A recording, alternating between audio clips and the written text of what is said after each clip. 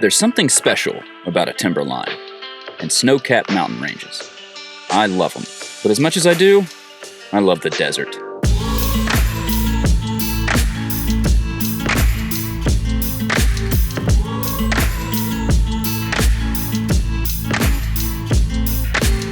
Leaving the mountains of Colorado, we headed west to an old familiar friend of a town, MOAB. Our first stop, Dead Horse Point State Park.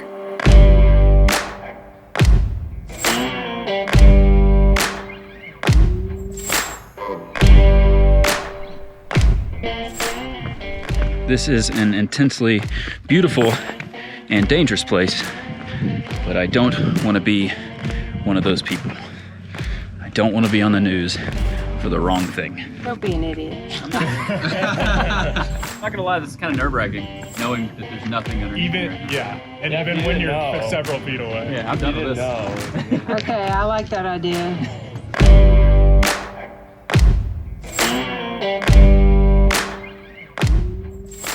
See some kayakers way down there. Pretty rad. I've been told by friends and family that Misty and I are adventurers. I'd say we're adventurous. Just to give a little bit of perspective on how high up we are here at Dead Horse Point. You can see car right there. But we don't hold a flame to the truest of adventurers. Oh my God.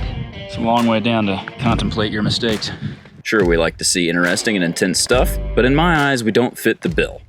So while the night hike to Delicate Arch may just be some adventurous fun, it's still amazing nonetheless.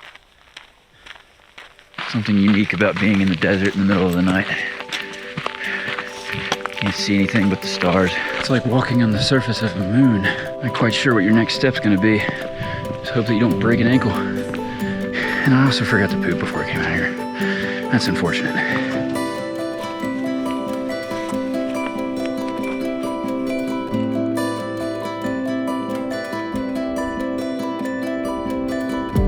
A road trip is a wonderful thing, full of challenges, and doing one during a pandemic brings them out even more.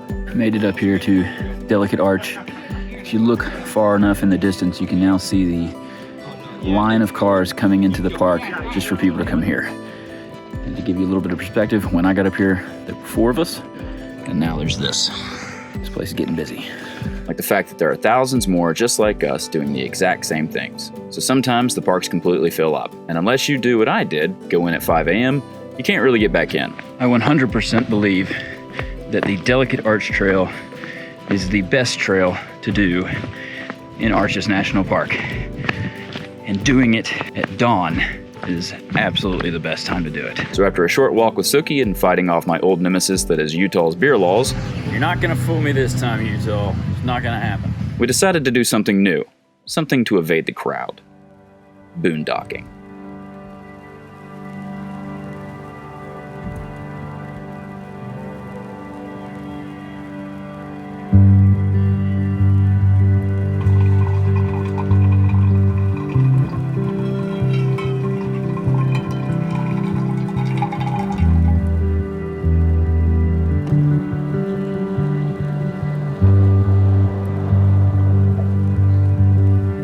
Well, there it is, home for the next couple of days. Not hooked up to any water, electric, or sewage, just out here in the elements. It's a lot like backpacking, just without all that pesky hiking.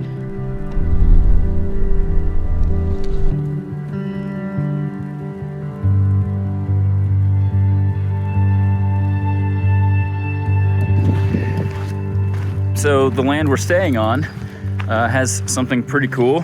Hopefully we can find it within walking distance. Dinosaur tracks. Pretty rad. Let's see if we can find these things. A question I get a lot about these types of journeys from much more responsible folk is why don't we work more, retire, and do it permanently when we're older? So we did the lazy thing. We took Suki back because it was too far of a walk for her. And we drove the truck up here. And pretty neat. Welcome to Jurassic Park. There's the track. Right there. Ba ba ba ba ba ba ba ba ba ba ba. And that's probably the best one.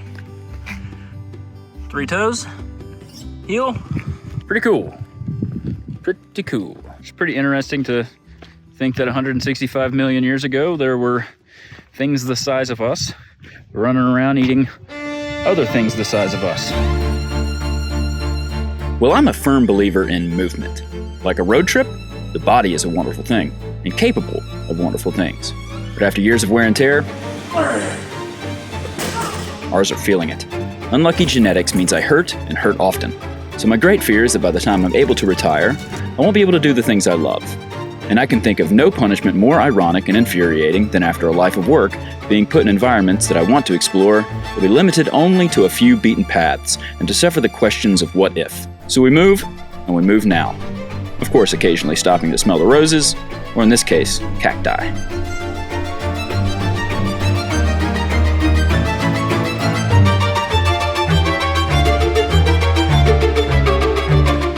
Being out here off-grid is one of the coolest experiences of my life. Being out here, away from everything, has just been nice. The silence has been nice.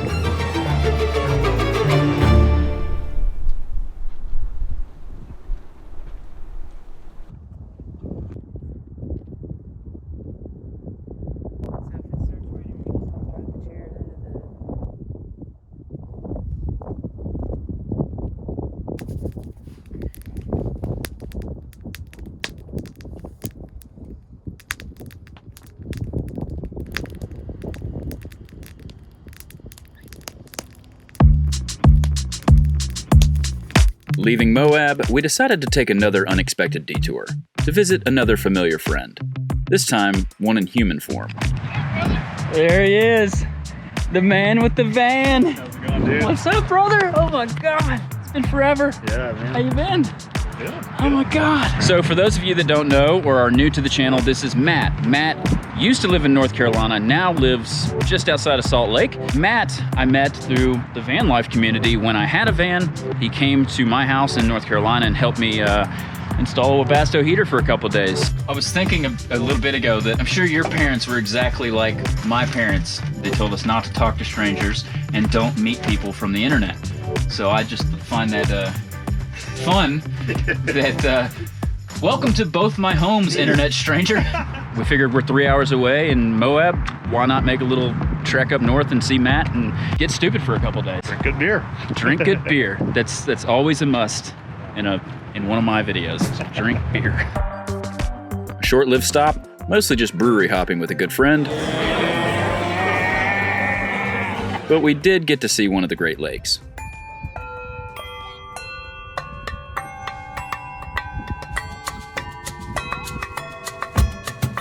Matt and I were planning on getting out on our own little adventure. Our plan was to do a backcountry camping trip up a mountain, but the weather isn't exactly holding up and they're calling for storms in the mountains. Neither one of us have any desire at all to get struck by lightning. There is a giant mountain range behind that big wall of rain, and that's where we were gonna go hike. Well, this lake is extremely beautiful and extremely large. I'm very impressed with the size of this thing. I can see why it's called the Great Salt Lake, but it is almost overshadowed. How much it stinks.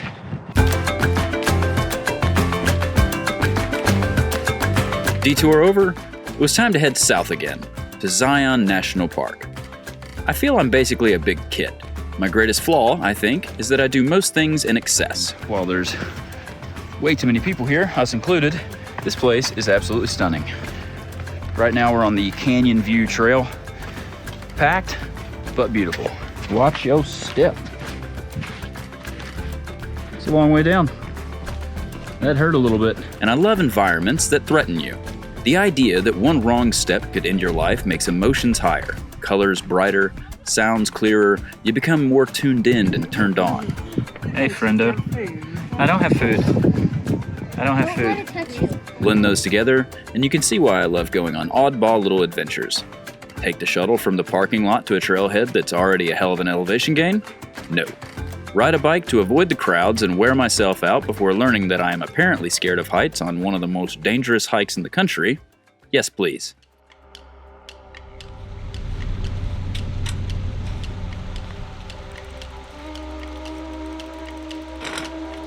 All right, I am off. I've got about 5 to 6 miles. I'm heading to the grotto, which is right next to the trailhead that leads to Angel's Landing. It is about 6:15 in the morning, about 34 degrees. It's cold, it's chilly, and yet again, like any of my previous night adventures, I couldn't take it this morning.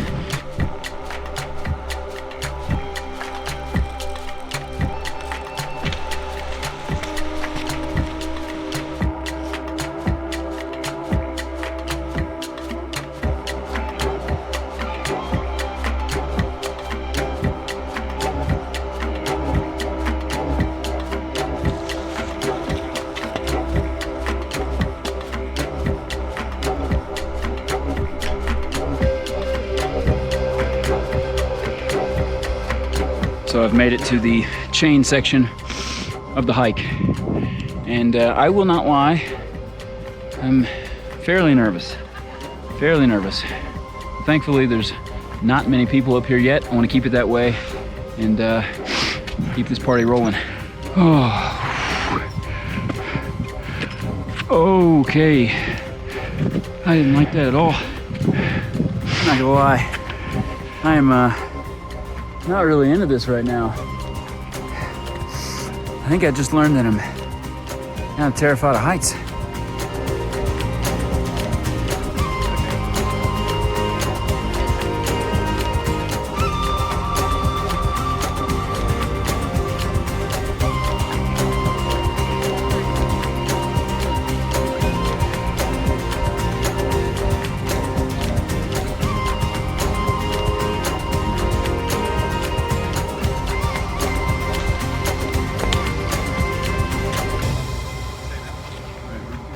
Well, this is 100% the scariest hike I've ever done in my life. It's so long as I make it down without death. I'm never doing anything like this again. This is f***ing stupid. Look at that. You can see the trams way down there. Ridiculous. Shuttles, not trams. Rhino, you dumbass. It's a rough day when you realize you're scared of heights this high up. Whew, okay. Take your time. Rhino, you got this shit. Don't get overconfident. Hand on a chain. Hand on a rock. I can't wait to get back down to that toilet. Put your GoPro down there. I could just throw it off and meet it at the ground. You would like to die without actually dying? Well, don't jinx it. People fall. Yeah. I feel like doing this hike kind of makes you an idiot. There's a Starbucks up there if you keep going. Another solo adventure done. It was time for Misty to have her own. So while I churned out another editing project, meaning we could afford another week of brewery hopping, Misty donned chest-to-toe neoprene and waterproofing and tackled the Narrows. Well, here we go. I guess this is the start of the actual Narrows, where the paved Riverside Trail ends. So I guess here we go. Oh, let's look at this recording stuff. This is pretty cool. I have no idea where I'm at, but it's gorgeous. It does get prettier like the further you come in. So I made it to Wall Street and Waterville Junction. Hi, honey. Utah is one of my favorite places, holding some of my favorite people. I've said that it is the Lord Huron Song of States, and I stand by that comparison. It's a seemingly endless swath of wild landscapes, playgrounds for the adventurous, and full of some of my best and favorite memories. But I will always maintain one harsh bit of criticism. So my letter to the state of Utah is simple, and is as follows. Fix your terrible beer laws. Just had to vacate the premises. Smalls just took way too big of a Now the whole RV stinks worse than when I go to the bathroom. It's ridiculous. Absolutely ridiculous. I'm sorry, I just wanted to get the best view in the whole park. We're out west, baby! Yosemite and Sam! Okay. Dead horses and kids. couldn't see it. Don't step on any of the roots. They're a little slick. Jesus. Like a fucking Terminator. Babe, can you tell me why I'm not allowed to drink this beer today? It's not Thursday yet. You're not wearing your Thursday panties. Misty, come on! Misty, let's get! Go! Come on, woman! Come on, Misty! We don't have all day!